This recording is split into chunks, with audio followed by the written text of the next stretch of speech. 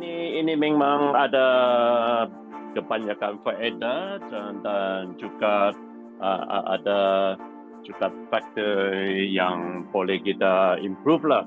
Ya, ada mix dan ini juga bertentangan dengan patient population apa, kan? Kalau patient kanak-kanak mungkin dia tidak sesuai dengan orang dewasa dan juga tengok patient dia ada penyakit apa, ya, kategori apa. Yang kalau patient ada skizofrenia, psikosis ini mungkin tidak sesuai juga. Jadi ada beberapa faktor kita harus menjeliti untuk menjawab adakah ini yang boleh kita benar sekali recommend. Dr. Edward.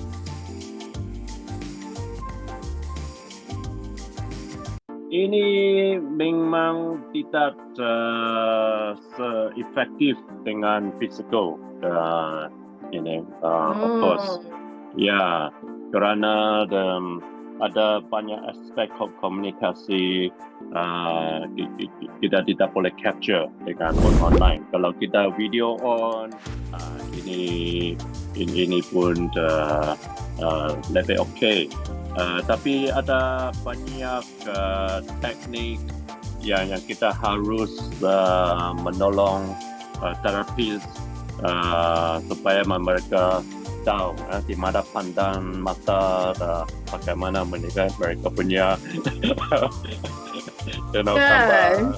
semua ini memang mereka harus berlatih dulu supaya itu terapi online boleh menjadi lebih berkesan, ya.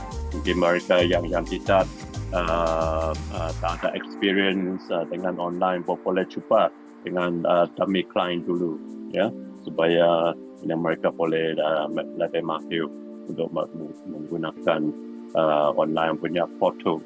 Tapi memang physical still the best.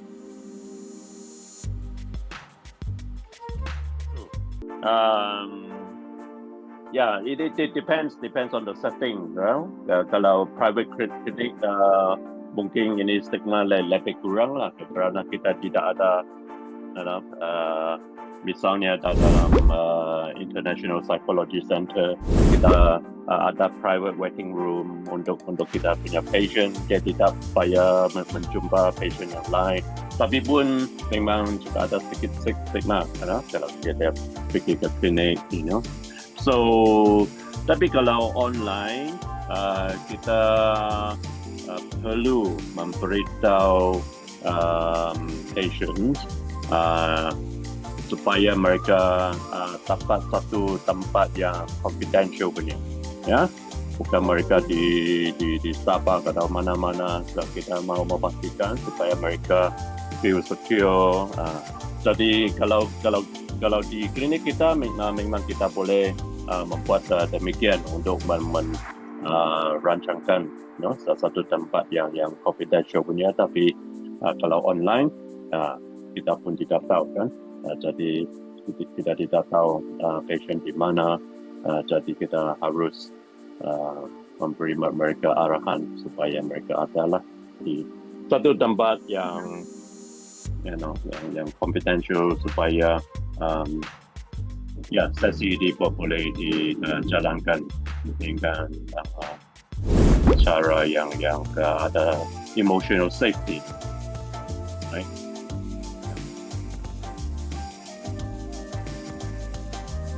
Ini bergantung dengan terapi modality yang kita guna, right? So dalam psikoterapi memang ada banyak jenis modality semacam sensory therapy, art therapy, music therapy, talk therapy, play therapy. Jadi kalau online memang lebih sesuai dengan talk therapy tradisional, ya, sebagai CBT, cognitive behavioral therapy itu ya ini yang lebih sesuai. Tapi kalau kita bilang yang experiential therapy, right? Semacam expressive art therapy. Ini kita perlu innovate, bukan tidak boleh, tapi kita perlu innovate, ya. Kalau misalnya dalam gestalt therapy, ini kita menggunakan berpakai empty chair, ya. Jadi kita perlu kasih arahan kepada klien, ambil kalau boleh, kalau ada beberapa kerusi dalam biliknya, dan dia punya kamera pun boleh adjust, kalau boleh itu lebih sesuai untuk kita buat terapi experiential, Kalau MD check teknik ini memang ada dipakai oleh beberapa jenis terapi, bukan saja gestalt terapi, juga skema terapi, berbagai terapi, voice dialogue, kita pun guna terapi ini, ya. Couple terapi juga, kalau pasangan tak ada di sini, kita mau klien bercakap sama parti yang lain dalam empty chair, ya. Jadi ini semua susah sedikit kalau online, tapi boleh juga kita buat inovasi. Kita either ambil kerusi yang lebih untuk klien, ataupun kita pakai kerusi kecil, ya, kerusi patung kita boleh guna sebagai representation of tidak sama punya panggil self, diri sendiri, kalau self Melayu.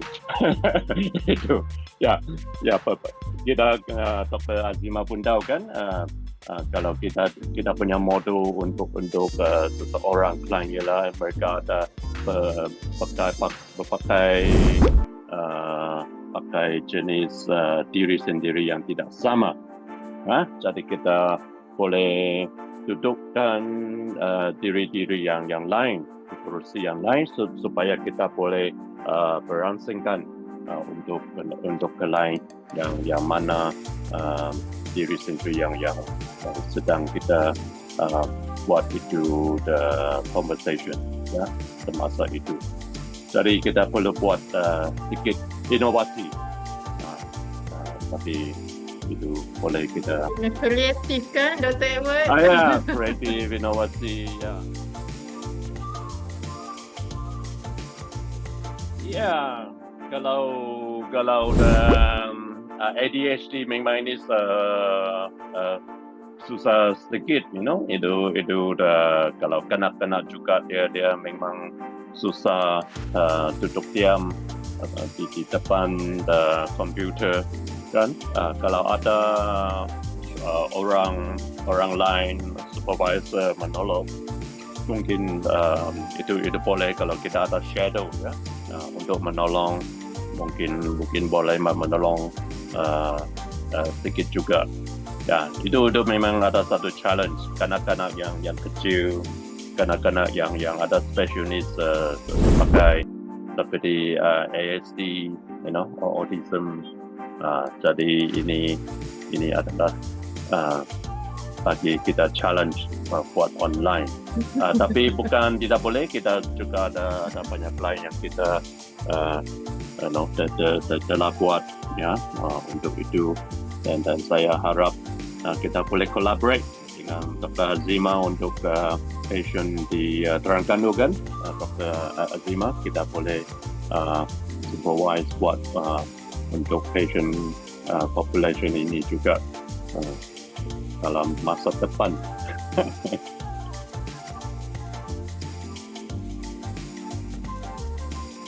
Right.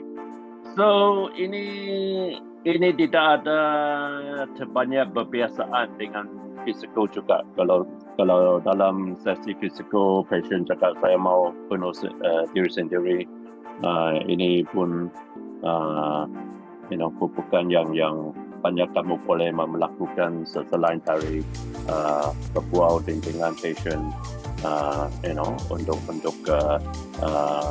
strategi yang boleh menolong dia calm down, ya. So ini strategi pun sama, berbualan punya strategi,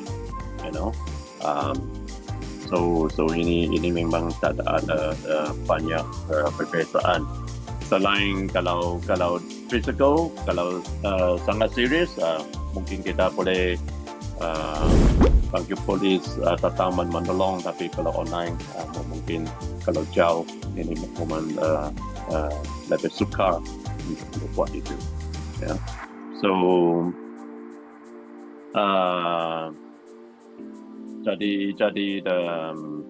ini tidak ada terlalu banyak perbezaan kalau patient mau tiba-tiba mau cakap mau bunuh sendiri, kan, ya.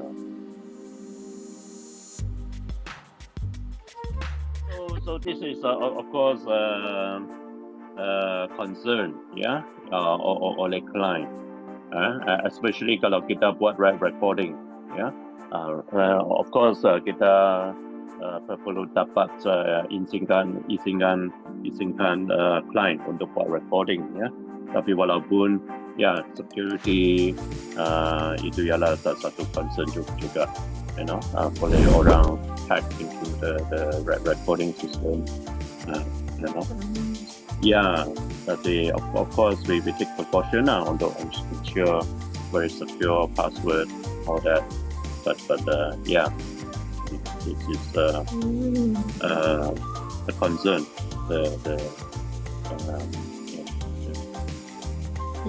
Bagus. Ya, kalau macam tu maksudnya secure lah kan sebenarnya.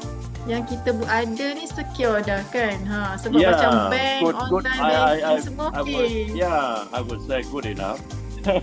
Yeah. Not 100% perfect, of course. Tapi it's good enough for us to function.